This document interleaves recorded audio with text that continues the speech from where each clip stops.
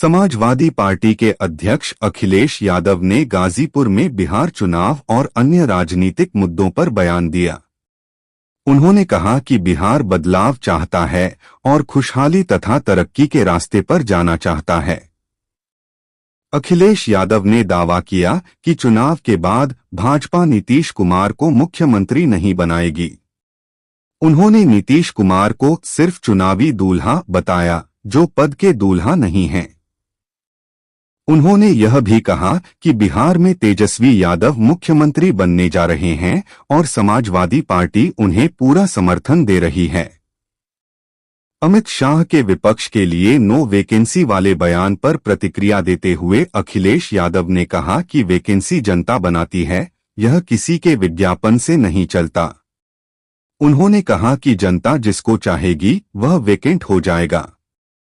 उन्होंने उत्तर प्रदेश का उदाहरण देते हुए कहा कि जनता ने वहां कितनी वैकेंसी बना दी और कितने लोग वैकेंट हो गए।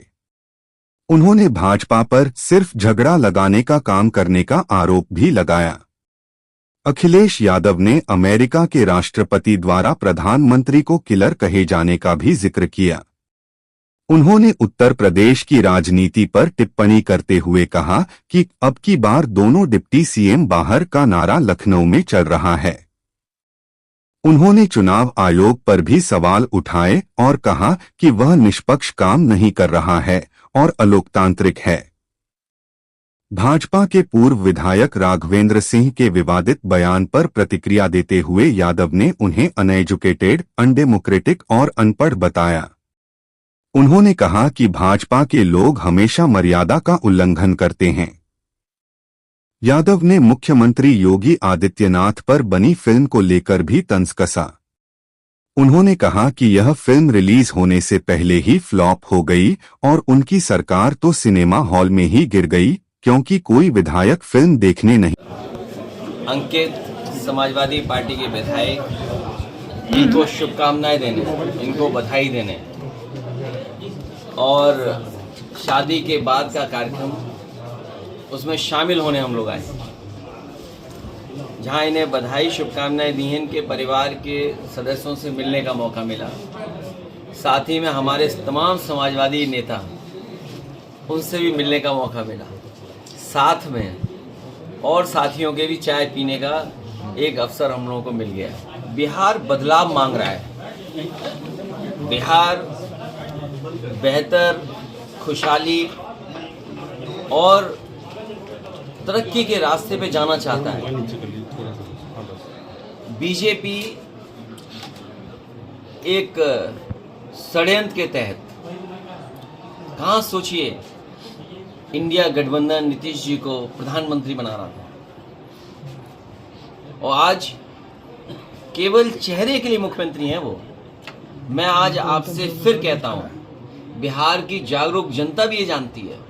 जितने विपक्ष के लोग हैं वो सब मंचों से कह रहे हैं कि केवल नीतीश कुमार जी को चुनाव के लिए रख रहे हैं आगे। चुनाव के बाद भारतीय जनता पार्टी उन्हें मुख्यमंत्री नहीं बनाएगी। और आप पूछ भी सकते हैं कि किस आधार पे ये बात कह रहे हैं आप।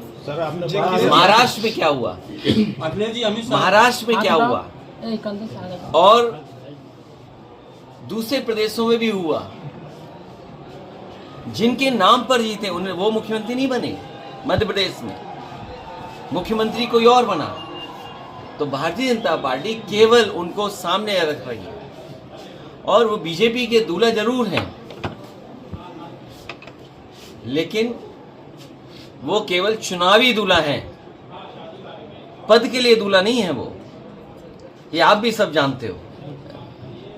वैकेंसी जनता बनाती है। ये कोई अखबार में ऐड से या किसी के ऐड से नहीं चलता है। जनता जिसको चाहेगी वो वैकेंट हो जाएगा। और अभी यूपी में आपने देखा कि कितने वैकेंट हुए। देखिए, जो लोग क्या दावा कर रहे थे, कितनी बड़ी वैकेंसी हो गई। और वो वैकेंसी ऐसी हुई कि आपके बगल में गंगा किनारे प्रधानमंत्री जी भी लाखों वोट से हार गए, क्योंकि कई लाख से पहले जीते थे। कई लाख वोट कम हो गए उनके। तो वैकेंसी तो जनता लोकतंत्र में बनाती है। और इस बार जनता इसलिए बनाने के लिए तैयार है क्योंकि 20 साल का कार्यकाल और जिस तरह से ट्रम्प, अमेरिका जो सबसे ताकतवर है आर्थिक रूप से, वो अमेरिका समय समय पर आईना दिखा रहा है। कल सोचो क्या कहा कि हमारे देश के प्रधानमंत्री किलर हैं।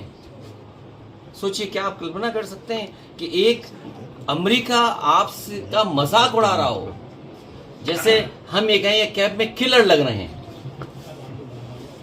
इस भावना से वो प्रधानमंत्री को बोल रहे थे। और फिर टैरिफ आपके बनारस में आसपास मुबारकपुर कितना बुनकर सफर कर रहा है। सोचो कितना बुनकर सफर कर रहा है।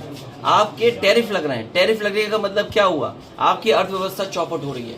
वो अपनी अर्थव्यवस्था को आगे बढ़ा रहे हैं। चीन से समझौता कर रहा अमेरिका। मैंने पढ़ा नहीं क्या बातचीत हुई, क्या समझौते हुए। और जो देश आपकी जमीन छीन रहा है, गाजीपुर में अगर आप जाओ, पूरा आंकड़े निकाल के देखो, 1 इंच की जमीन पर सर फूट जाता है। लोग मर्डर कर देते एक दूसरे का।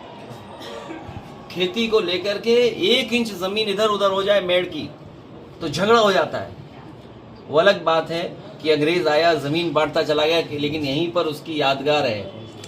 सर कल और चीन ने हमारी कितनी जमीन कम छीन ली। ये भारत सरकार अभी तक बताने को तैयार नहीं कि हमारी जमीन कितने वर्ग फीट है, कितने स्क्वायर किलोमीटर भारत का हमारा एरिया है। क्या हम सब लोग भारत के एरिया को नहीं जानना चाहते? ये एरिया पे बात नहीं कर रहे हैं। ये डीजल महंगा उस पर बात नहीं कर रहे हैं। बताओ खाद कहाँ मिल रही है, डीएपी कहाँ मिल रही है, बताइए आप।